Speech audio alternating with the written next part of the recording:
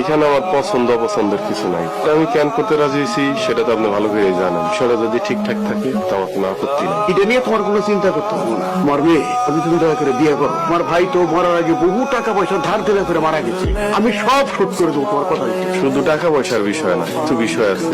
এই বিষয়গুলো যদি আপনার মেয়ে আমাদের বাড়িতে আমার ভাইয়ের শেষ চিহ্ন আর ভাবি আর আমার বাস্তি থাকে, আমাদের সাথেই থাকবো, আমাদের সাথেই খাইব, এই বিষয়ে আপনার মেয়ে কোনো ওজোর আপত্তি করতে পারে। আমার ভাবিরে যদি উনি তার নিজের বড় বোনের মতো দেখে, আর ভাইয়ের মেয়েরে যদি উনি তার নিজের মেয়ের মতো দেখে, তাহলে এই বিয়েতে আমার কোনো আপত্তি নেই। আপনি কোনো চিন্তা করেন না, আপনার ভাবি তো আমার বড় বোনের মতো, তুমি বড় বোনের মতো করে দিই।